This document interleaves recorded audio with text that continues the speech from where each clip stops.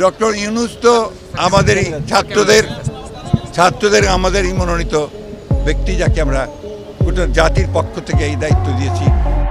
শেখ হাসিনার পদত্যাগের পরে সাময়িক সময়ের জন্য অন্তর্বর্তীকালীন সরকারের ক্ষমতায় বসেছেন ডাক্তার ইউনূস। সকল দিক বিবেচনা করে ছাত্র সমাজের সম্মিলিত আলোচনার মধ্য দিয়ে ভারপ্রাপ্ত এই দায়িত্বের অধিকার পেয়েছেন ডাক্তার ইউনূস। বলা যায় জাতির অনেক দিনের স্বপ্ন পূরণ হলো।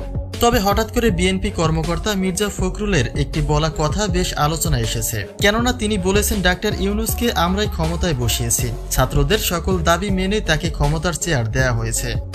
ডক্টর ইউনূস তো আমাদেরই ছাত্রদের নতুন সরকার গঠনে ডাক্তার ইউনূসের প্রতি ভালো কিছুই আশা করেন মির্জা ফখরুল, কিন্তু তাদের এই বিএনপি দল নিয়ে নানা রকম আলোচনায় দেখা যাচ্ছে।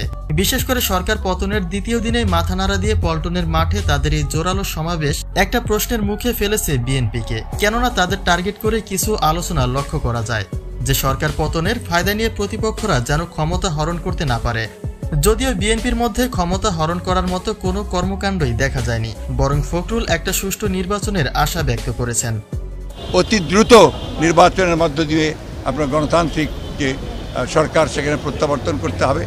এদিকে সোশ্যাল মিডিয়ায় বিএনপিকে এদেশের সরকার হিসেবে না চাওয়ারও একটা আলোচনা তৈরি হয়েছে। বিশেষ করে ছাত্র সমাজের মতে তারা এমন একজন পার্সনের জন্য অপেক্ষা করছেন যিনি এদেশের মানুষের কথা ভাববেন, যার থাকবে না কোনো ব্যক্তি স্বার্থ।